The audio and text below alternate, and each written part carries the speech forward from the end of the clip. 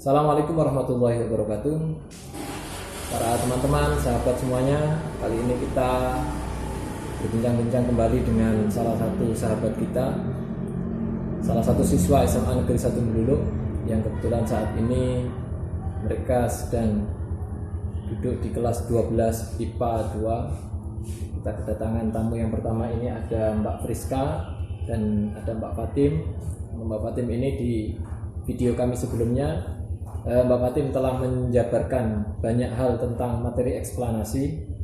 Barangkali nanti bisa dilihat ya di video-video sebelumnya. Dan untuk tema kali ini kita akan ngobrol dengan Mbak Friska. Mbak Friska ini termasuk salah satu siswa SMA Negeri 1 Meluluk yang kemarin pada waktu praktek ceramah atau praktek pidato, Mbak Friska ini membawakan sebuah tema yang luar biasa. Nanti bisa dilihat, ini salah satu cuplikannya. Edukasi atau pendidikan ini berasal dari akar bahasa Latin, yakni edus, yang artinya membawa keluar, mengeluarkan potensi dan minat bakat seseorang yang ada di dalam dirinya untuk mencapai cita-citanya dengan sukses. Tapi rasanya sekolah tak begitu membawa pengaruh yang besar terhadap ini. Dan kebanyakan sekolah di Indonesia tidak menerapkan edukasi yang sesungguhnya. Mereka mencokoki kita dengan angka dan huruf yang bertubi-tubi di kepala kita. Kemudian kita muntahkan di dalam selembar kertas ujian. Itu bukanlah edukasi. Itu sama saja dengan bullying ya. Sekolah memberikan kita lebih banyak fakta dan itu memanglah bagus. Kita perlu untuk menulis, kita perlu untuk membaca, kita perlu untuk menghitung, dan itu memanglah sangat diperlukan. Tapi apakah kecepatan laju reaksi dengan senyawa hidrokarbon lebih penting daripada self-care atau perawatan diri kita sendiri? Jika bunuh diri adalah penyebab utama kematian ketika usia 10-24 tahun, dan Universitas Harvard menyatakan bahwa prediktor untuk sukses itu datang dari diri sendiri, datang dari sikap kita, datang dari perilaku kita, datang dari kesehatan emosional kita.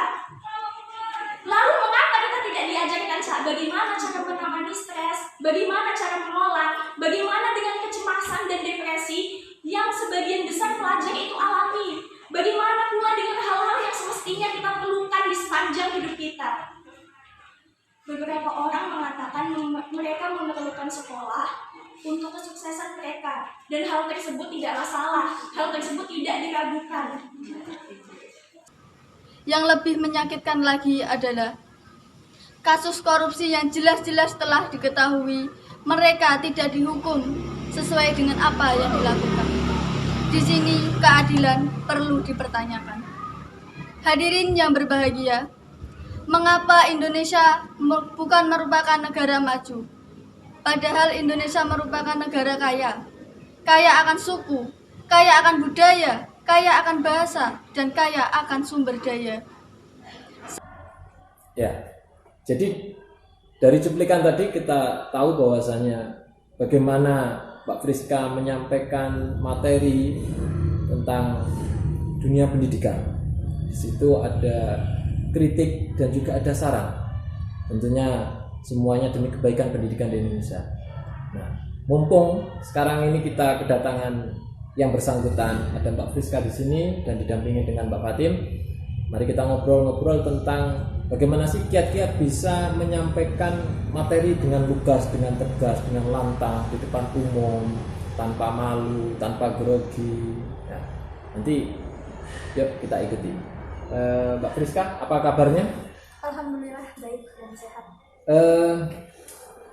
Selama kegiatan ini kan masih pandemi ya, masih dalam suasana yang belum normal 100% di sekolah. Kira-kira dengan kondisi seperti ini mempengaruhi enggak dengan kondisi belajar Mbak Friska sendiri dan mungkin juga nanti Mbak Fatim? Tentunya kalau pandemi ini mempengaruhi bagaimana cara belajar saya. Karena sebelumnya kan kita belajarnya lewat tatap muka, belum pernah belajar online sebelumnya. Belajar online pun itu pun mungkin cuma melihat-lihat materi sekilas-sekilas. Kan kalau ini harus benar-benar belajar dari rumah 100% gitu. Jadi dari saya sendiri, adanya pandemi ini ada dampak positifnya dan ada negatifnya. Mungkin dari dampak positifnya setelah selesai nugas saya langsung bisa istirahat di rumah. Tapi kalau dari negatifnya mungkin dari segi pemahaman materi saya sendiri yang kurang mengerti untuk belajar online. Oh ya, karena terbatas oleh waktu dan juga keterangan yang disampaikan oleh guru mungkin sifatnya terbatas ya, karena melalui media tidak secara langsung diterangkan di kelas. Itu Mbak Fatin seperti apa kira-kira dampaknya? Dampaknya ini sangat berpengaruh ya bagi saya. Yang pertama, dimana kalau tatap muka itu tanya jawab atau penjelasan lebih bisa saya tangkap, sedangkan kalau secara online meskipun bisa di-share melalui video materinya, tetapi pemahamannya tetap berbeda. Terus yang kedua, bagaimana kita bersosialisasi dengan teman itu kurang. Kalau di rumah itu biasanya kita lebih gampang capeknya, istirahatnya juga mungkin lebih, cuman dari segi pemahaman materi itu sangat-sangat kurang. Sama seperti Mbak Priska itu ya. Jadi karena keterbatasan waktu dan juga keterbatasan pembelajaran yang ada, karena tidak diterangkan langsung oleh gurunya, sehingga apa yang kita pahami mungkin tidak sesempurna ketika kita belajar di kelas. Oke, langsung saja ke inti pembahasan kita saat ini. Pada waktu itu Mbak Friska membawakan sebuah tema tentang pendidikan. Pada waktu orasinya di sana Mbak Friska mengkritik sekaligus memberikan saran dan masukan untuk dunia pendidikan di Indonesia khususnya dengan kondisi yang seperti ini. Kalau boleh tahu latar belakang pengambilan tema itu apa? Sebenarnya itu dari saya sendiri itu cukup risih dan rasa ingin tahu saya tentang dunia pendidikan itu cukup tinggi, karena dari awalnya pendidikan itu kan edukasi, terus dari tugas-tugas guru yang diberikan ke saya itu khususnya itu ada dulu waktu itu tugas tentang PKN atau sosiologi, saya lupa, itu tentang bagaimana kita sebagai manusia bisa berbaur di lingkungan masyarakat lewat media-media pembelajaran dari kita sendiri. Nah, terus saya bertanya-tanya, pendidikan itu kan edukasi, apakah edukasi yang diterapkan di Indonesia itu sudah benar atau belum? Dan juga dari keterisian saya melihat kenapa kok pendidikan Indonesia itu bisa peringkatnya itu bisa rendah, kenapa kita nggak bisa bersaing dengan Finlandia yang punya peringkat di bidang pendidikannya di nomor 1. Kenapa kita nggak bisa bersaing, itu apa penyebabnya? Jadi dari rasa ingin tahu sebenarnya. Jadi berawal dari sumber-sumber data tadi sehingga membandingkan kenapa kondisi kita kok tertinggal ya. Sedangkan kalau kita lihat SDM cukup luar biasa ya. Fasilitas dan sebagainya cukup luar biasa. Apakah ada kendala di sistemnya atau kendala di SDM-nya kan gitu. Kemudian ini yang menjadi saya salut itu penyampaiannya. Cara penyampaiannya bisa seperti tadi. Padahal itu momennya adalah hanya sekedar momen praktek materi bahasa Indonesia tentang teks ceramah. Kita tampil di depan umum. Anggaplah seperti public speaking ya, public speaking. Nah, ketika tampil waktu itu bisa dengan lantang, dengan berani. Itu apakah ada kiat-kiat khusus mempersiapkan materi tadi sebelum disampaikan di depan umum? Sebenarnya saya sendiri juga grogi pas menampilkan itu. Cuma nggak kelihatan ya? Iya, alhamdulillah. Tapi dari saya sendiri mungkin kiat-kiat khususnya nggak ada sih, cuma mempersiapkan materi lebih banyak dan juga itu melihat kemampuan diri kita sendiri gitu. Jadi kalau misalnya kita punya kemampuan untuk membicarakan di bidang dunia pendidikan, ya bicarakan. Jangan kita nggak punya ilmu tentang dunia pendidikan, tapi kita berani untuk menyuarakan, itu nanti jadinya fatal, jadinya jatuh gitu. Jadinya apalagi ini kan disampaikan ke audiens pada teman-teman lainnya. Nah, nanti itu kan bisa membuat yang para audiens itu salah tangkap dan jadinya salah paham. Jadi mungkin dari segi kemampuan sama data-data yang diperlukan supaya valid. Jadi ada dasar pengetahuan terlebih dahulu ya. Jadi kalau apa yang ingin kita sampaikan, kita harus punya dasarnya. Karena tadi yang disampaikan adalah tentang dunia pendidikan, maka kita harus memahami dunia pendidikan itu terlebih dahulu. mungkin fenomena-fenomena yang ada, kemudian sistem-sistem yang ada seperti apa dipelajari. Itu termasuk salah satu kiat-kiatnya. Barangkali ada kiat lain yang bisa menjadikan kita semakin pede untuk tampil di depan umum tadi. Kira-kira itu latihannya berapa hari? Seminggu sebelum itu. Jadi seminggu sebelum tampil itu mempersiapkannya. Mempersiapkan data-datanya sama pembuatan pidatonya lebih Naskahnya ya, tepatnya. naskahnya. Jadi itu 1 minggu itu penyusunan naskah sekaligus untuk praktek penyampaiannya di depan umum ya. Karena ada trik-trik tersendiri. Termasuk apa itu? Intonasinya ya. Kalau dilihat-lihat kan intonasinya kayaknya kok mirip-mirip seperti Najwa Shihab gitu. Nah, apakah ada unsur ik yang mempengaruhinya atau apa mungkin? Atau barangkali punya cerita tersendiri kenapa kok sampai bisa nada-nadanya pun hampir menyerupai seperti Najwa Shihab. Mungkin karena saya ngefans. Oh, berarti sebelumnya sudah sering melihat video-video daripada Ya, bisa dibilang Najwa Shihab ya. Jadi mungkin dari situ akhirnya terpengaruhi Mbak Priska sendiri, akhirnya dalam menyampaikan pidatonya tadi ikut terbawa nada, intonasinya pun ikut disampaikan. Mbak Fatih sendiri pada waktu itu kalau nggak salah mengangkat tema tentang korupsi ya? Iya, Pak. Nah, mengangkat tema tentang korupsi. Pada waktu penyampaiannya secara formal dengan lantang dan tegas. Kalau boleh tahu kenapa pada waktu itu kok ngambil tema tentang korupsi? Jadi gini, emang sebelumnya waktu SMP pernah mengikuti lomba Hari Anti Korupsi. Jadi di situ tuh saya sudah mempelajari materi itu. Jadi saya merasa mungkin saya lebih paham materi tentang itu. Jadi bisa saya sampaikan ke teman-teman melalui praktek bahasa Indonesia. Sudah ada bekal sebelumnya berarti. Sudah ada.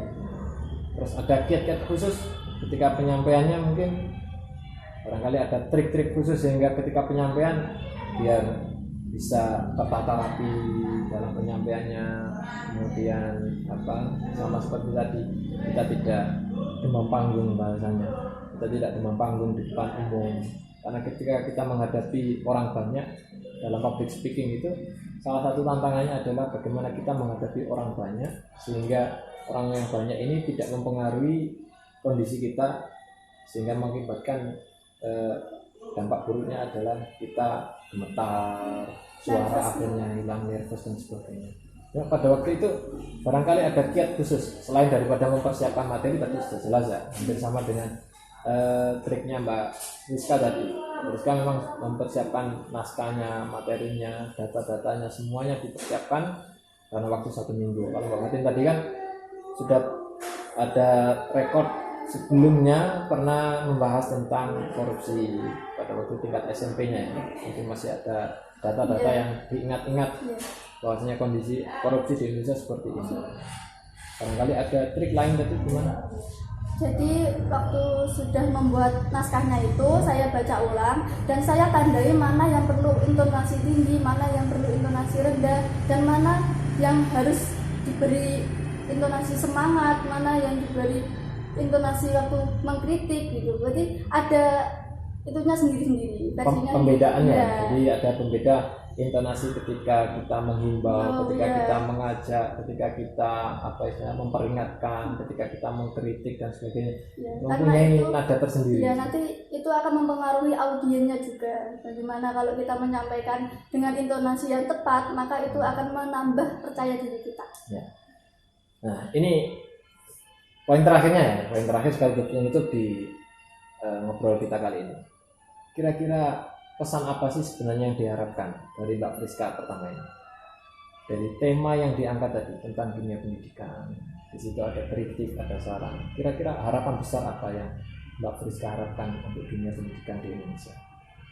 Harapannya dunia pendidikan di Indonesia ini bisa lebih baik lagi ya, bisa punya daya saing yang tinggi untuk negara-negara besar lainnya supaya kita tidak tertinggal di utamanya, dan juga pengen pendidikan di Indonesia tuh merata di Indonesia. Jadi tidak di satu wilayah yang yang wilayah besar ya, perkotaan misalkan. Ya wilayah-wilayah terpencil itu diharapkannya juga bisa punya SDM dan punya fasilitas yang sama seperti fasilitas-fasilitas di wilayah perkotaan seperti itu. Itu harapannya ya. Kalau Mbak Fatin sendiri gimana harapannya untuk Indonesia ini tentang masalah korupsinya tentunya ya. Pastinya di situ ada pesan yang luar biasa ingin disampaikan. Jadi meskipun dalam hakikatnya video tadi dibuat itu hanya untuk memenuhi tugas bahasa Indonesia, tapi saya yakin yang bersangkutan punya niatan tersendiri untuk menyampaikan pesan kepada audiens. Meskipun itu hanya praktek, tapi tetap ada niatan ingin menyampaikan pesan secara sungguh-sungguh.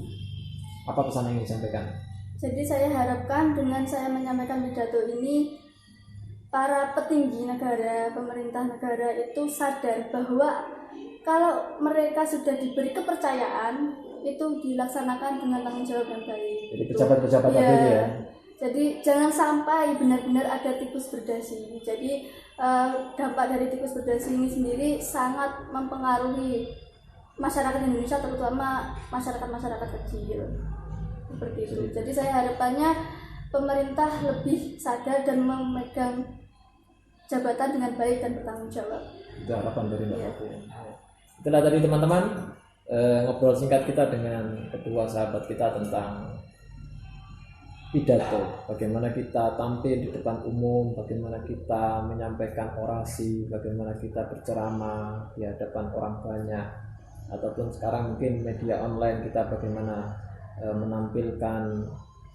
menampilkan pidato kita atau kita berorasi di depan kamera supaya tidak grogi, tidak gemetar, tidak nervous, berani. Itu tadi salah satu contoh kiat-kiat yang bisa ditiru barangkali oleh teman-teman semuanya, termasuk tadi yang disampaikan oleh Mbak Friska, Mbak Fatin. Salah satunya adalah kita mempersiapkan materi dengan sungguh-sungguh.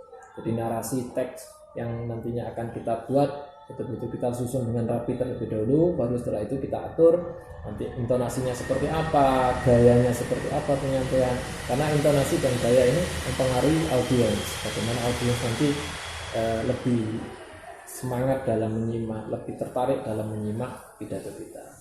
Itu saja, mudah-mudahan ngobrol singkat ini bermanfaat. Terima kasih Mbak Fatin, Mbak Friska, terima kasih sudah menemani saya untuk ngobrol-ngobrol santai. Mudah-mudahan video ini bermanfaat. Sekian dari kami, sampai jumpa. Assalamualaikum warahmatullahi wabarakatuh.